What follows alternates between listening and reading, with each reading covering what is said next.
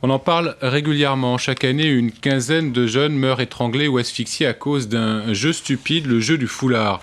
Dans les établissements scolaires, on multiplie les actions de prévention. Les collégiens de Villiers-le-Bel, dans le Val d'Oise, ont choisi le théâtre. La prochaine représentation aura lieu demain après-midi. Tania Watine et Stéphane Lisny. Mon vieux, si tu veux mourir à 13 ans, continue. Après, on dira « Oh, mais c'est tant pis pour lui, il a pas su s'arrêter. » Ils sont collégiens, font du théâtre en amateur et déjà de la prévention. Soit cap de dire non, c'est l'histoire d'un jeune qui, au désespoir de ses amis, devient accro au jeu du foulard, au point d'en mourir. Ça permet de laisser un message à d'autres.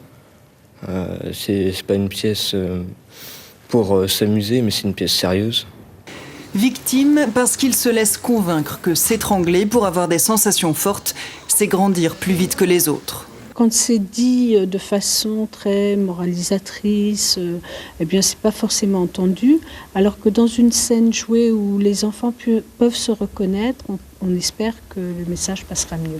Le message, c'est que la strangulation entre amis ou seule avec un foulard peut tuer. Cette femme a ainsi perdu son fils en l'an 2000. Depuis, elle se bat grâce à la prévention contre ce jeu répandu depuis longtemps. On a même des témoignages de chefs d'établissement, même des témoignages de médecins scolaires qui se rappellent de tel ou tel décès il y a 10, 15 ans et qui aujourd'hui, ces gens-là, comprennent de quoi étaient décédés ces enfants. Lentement, l'éducation nationale accepte de s'ouvrir à la prévention par des séances d'information, mais seul un collège a accepté de voir jouer cette pièce devant ses élèves.